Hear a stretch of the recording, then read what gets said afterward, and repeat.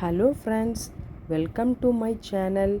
இன்னும் என்னோடய சேனலை சப்ஸ்கிரைப் பண்ணாமல் இருந்தீங்கன்னா சப்ஸ்கிரைப் பண்ணி என்னோடய சேனலை சப்போர்ட் பண்ணுங்கள் ஃப்ரெண்ட்ஸ். வாங்க நம்ம இன்றைக்கி வீடியோவில் என்னன்னு பார்க்கலாம். வீட்டில் வறுமை வர்றதுக்கு பொதுவாக என்ன காரணம் அப்படிங்கிறத இந்த வீடியோவில் தெளிவாக உங்களுக்கு சொல்லியிருக்கேன் ஃப்ரெண்ட்ஸ். முதல் காரணம், நம்ம வீட்டில் ஒட்டடைகள் அதிகமாக இருப்பது. அதாவது வீட்டை சுத்தமாக வச்சுக்கோங்க, சுத்தம் சோறு போடும் அப்படிங்கிறது மிக மிக உண்மை. வீட்டை கழுவி ஒட்டடை அடித்து கூட்டி சுத்தமாக வச்சுக்கோங்க. வீடு அழகாக இருந்தாவே நம்மளுக்கு ஒரு புத்துணர்ச்சி, ஒரு பாசிட்டிவ் வைப்ரேஷன் வருங்க. இரண்டாவது காரணம், அழுக்கு துணிகளை உடுத்துவது. நிறைய சோம்பேறிங்க இருக்காங்கங்க. அவங்க ஒரு நாள் போடுற ட்ரெஸ்ஸை 2 நாள் 3 நாள் அப்படின்னு உடுத்திகிட்ருப்பாங்க. தயவு செஞ்சு அந்த பழக்கத்தை விட்டுருங்க. அதுவும் வறுமை வர்ற காரணத்துக்கு ஒன்றா இருக்குது. அப்படி இல்லைன்னாலும் அழுக்கு துணியை நம்ம உடுத்துறதுனால நம்மளுக்கு நெகட்டிவ் வைப்ரேஷன் வரும், ஒரு ஃப்ரெஷ்னஸ் இல்லாமல் இருக்குங்க. அதை அறவே தடுத்துருங்க. மூணாவது விஷயம் நம்ம சமையல் அறைக்கு வருவோங்க.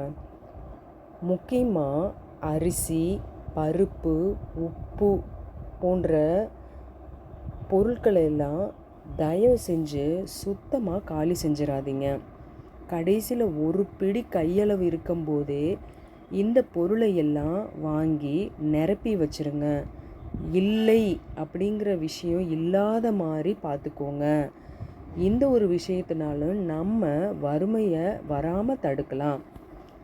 நாலாவதாக, அழுக்கு துணிகளை நீண்ட நாட்களாக துவைக்காமல் இருப்பது. நம்ம வீட்டில் அப்பா அம்மா 2 பேருமே வேலைக்கு போகிறாங்கன்னு வச்சுக்கோங்களேன். அவங்களுக்கு நேரமே கிடைக்காது. அப்போ 2 நாள் 3 நாள் சேர்த்து வச்சு துவைக்கிற பழக்கமெல்லாம் சில வீட்டில் இருக்குங்க. அந்த மாதிரி செய்யாதீங்க.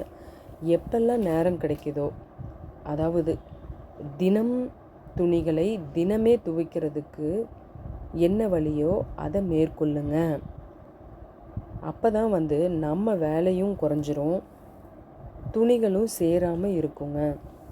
5வது காரணம், சாப்பிட்ட பாத்திரத்தை காய விடுவது. சில வீட்டில் என்ன பண்ணுவாங்க அப்படின்னா, தட்டை வச்சு சாப்பிட்ட உடனே தட்டை எடுத்துகிட்டு போய் போடாமல் டிவி பார்த்துட்ருக்கிறது, பக்கத்தில் இருக்கவங்களோட பேசிகிட்ருக்கிறது, இல்லை ஃபோனை பார்த்துட்ருக்குது, அப்படியே உட்காந்து டைம் ஸ்பெண்ட் பண்ணுறதுன்னு நிறையா நடக்குங்க. அந்த மாதிரி இல்லாமல் சாப்பிட்ட உடனே நம்ம கையையும் காய விடாமல் அந்த தட்டையும் காய விடாமல் முடிஞ்ச அளவுக்கு கழுவி வச்சுட்டா நம்ம அம்மாவுக்கும் ஒரு பெரிய ஹெல்ப்பாக இருக்குங்க. தயவு செஞ்சு தட்டையும் கையையும் காய விடாதீர்கள். 6வது காரணம், சூரியன் மறைஞ்சதுக்கு பிறகு நகம் வெட்டக்கூடாதுங்க. அப்போல்லாம் நம்ம தாத்தா பாட்டி இருக்கும்போது சொல்லுவாங்க, சாயங்காலம் லைட்டு போட்டதுக்கு அப்புறம் நகத்தை தயவு செஞ்சு வெட்டாதீங்க, ஏன்னா அந்த நேரத்தில் நம்ம வீட்டுக்கு லட்சுமி வரும் அப்படின்னு சொல்லி நான் கேள்விப்பட்டிருக்கேன். நீங்களும் கேள்விப்பட்டிருப்பீங்கன்னு நினைக்கிறேன். அதே மாதிரி செவ்வாய்க்கிழமையிலையும் வெள்ளிக்கிழமையும் தயவு செஞ்சு நகத்தை வெட்டாதீங்க ஃப்ரெண்ட்ஸ். 7வது காரணம், நம்ம வீட்டில் இருக்க பெண்கள் தான்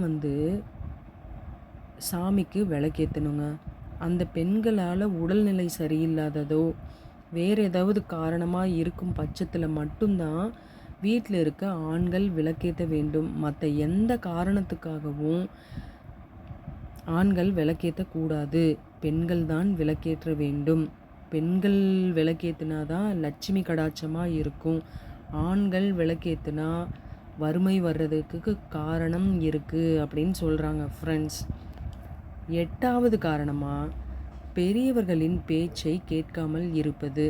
இப்போ காலத்துலலாம் அம்மா அப்பா பிள்ளைங்க மட்டும்தான் இருக்காங்க ஃப்ரெண்ட்ஸ். ரொம்ப ரேராக தான் வீட்டில் தாத்தா பாட்டி இருக்காங்க. போன ஜென்ரேஷன் வரைக்கும் தாத்தா பாட்டி கூடவே இருப்பாங்க, அது வந்து ஒரு வரம் ஃப்ரெண்ட்ஸ். தாத்தா பாட்டி சொல்கிற பேச்சில் வந்து ஒரு மிகப்பெரிய கருத்து இருக்கும். அம்மா அப்பா அவங்க வேலையை பார்த்துட்டு போயிடுவாங்க ஃப்ரெண்ட்ஸ். ஆனால் தாத்தா பாட்டி தான் அவங்களோட பேரன் பேத்தியோட டைம் ஸ்பெண்ட் பண்ணுவாங்க. வாழ்க்கை தத்துவத்தை பற்றி சொல்லுவாங்க, கதை சொல்லுவாங்க, எப்படி வாழ்க்கையில் இருக்கணும், எப்படியெல்லாம் பொறுமையாக சாதிக்கணும், எங்கே எப்படி நடக்கணும் அப்படின்னு பெரியவங்க தான் சொல்லுவாங்க.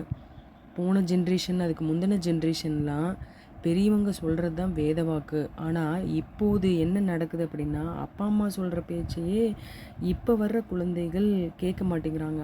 அடம் பிடிக்கிறாங்க.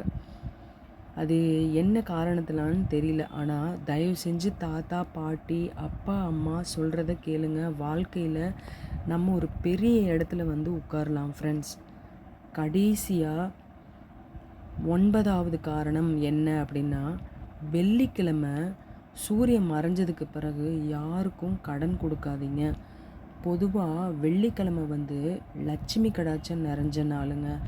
வெள்ளிக்கிழமை வீடை கழுவுறதோ, மித்தவங்களுக்கு கடன் கொடுக்குறதோ, ஊசியை விற்கிறதோ, அது மாதிரி விஷயமெல்லாம் தயவு செஞ்சு பண்ணாதீங்க ஃப்ரெண்ட்ஸ்.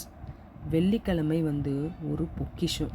அது வந்து தெய்வத்தோட கிழமைன்னு சொல்லுவாங்க.